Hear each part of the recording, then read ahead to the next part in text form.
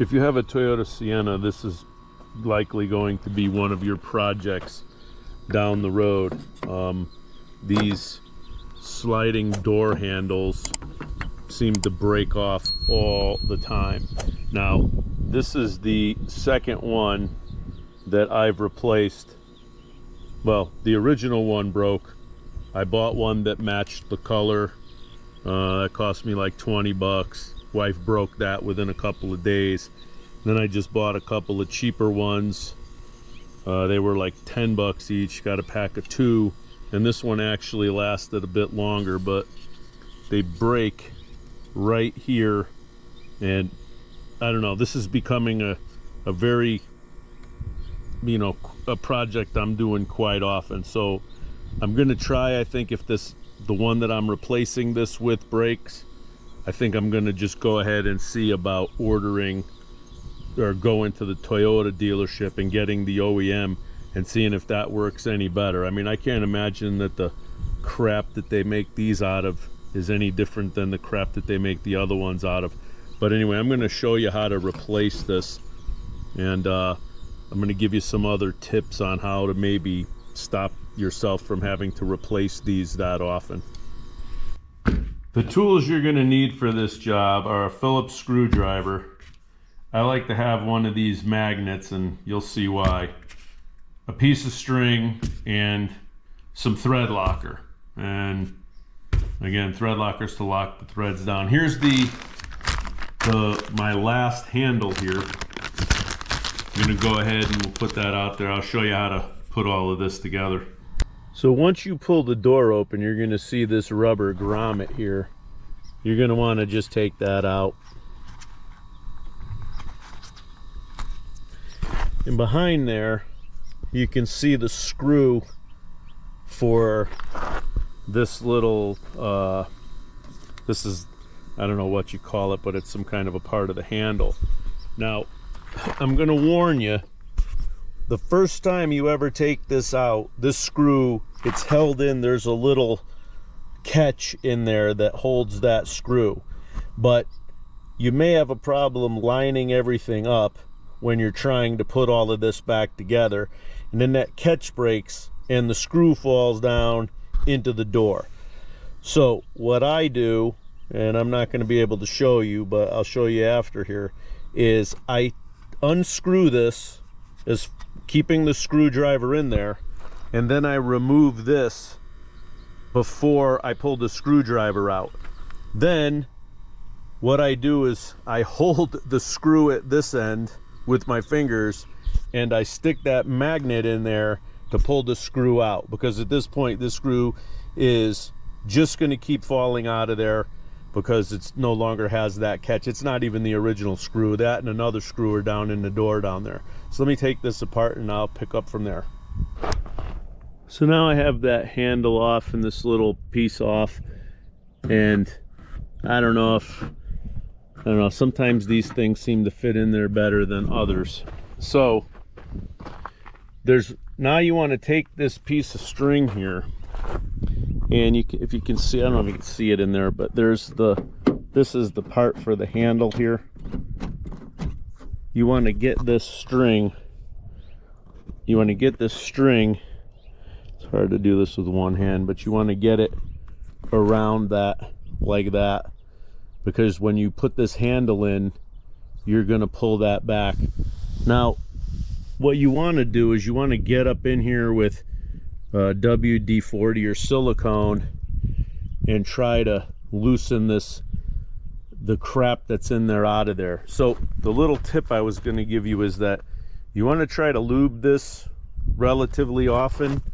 Your latches here, and then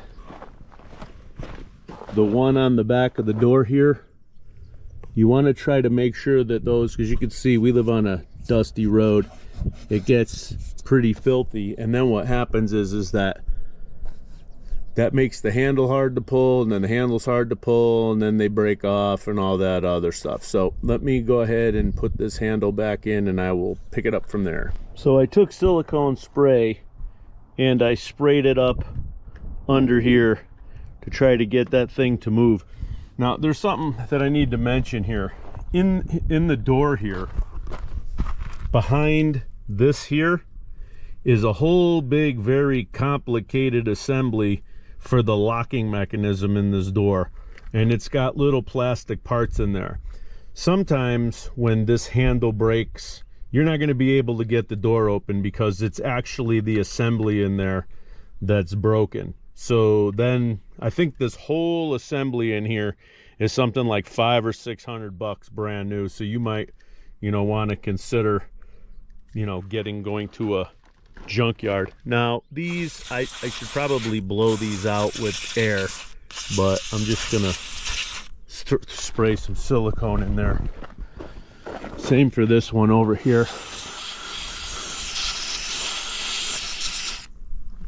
And that should hopefully wring that out enough. And then this one, this hook, this mechanism in here, I have the string around it. I sprayed that up there. And then you're going to actually bring this is going to come all the way back. And hopefully I can explain it enough to you, because I don't know that I'm going to be able to video it. But this handle, you're going to put the handle in here like this, and then this part of the handle is going to go behind that hook. So you have to pull this hook out, right? If I can get it, I might have to get, there you go. Just have to pull it out enough to get, now, I don't know if you can see that, but it slid in there. So this is shaped like a hook. This slid in there, and you pull this out enough to get the hook part of this underneath it, and that's really all you need. Now what I forgot to do, there's this thing.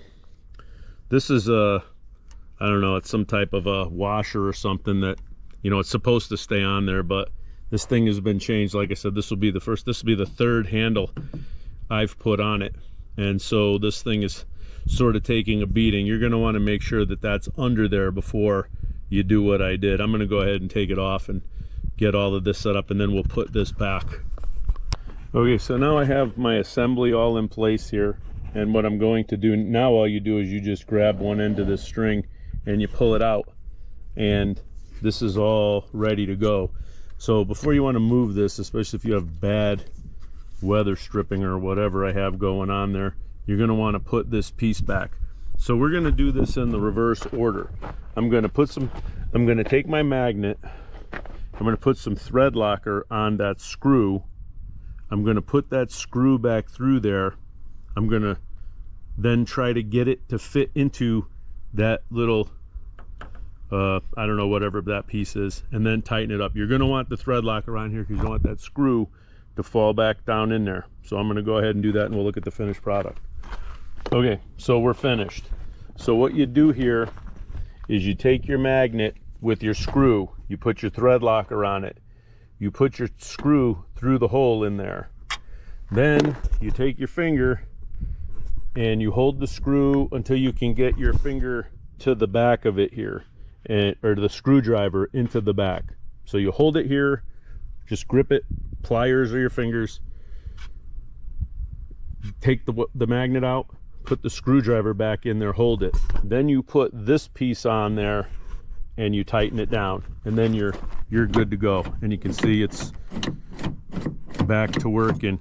Key is to try to keep these things, keep your locks and stuff clean. I'm really going to have to probably pull these apart and clean them out, but that's how you change this handle out. And like I said, you might want to go with the OEM handles. I don't know if they're any better than these, but this will be handle replacement number 3.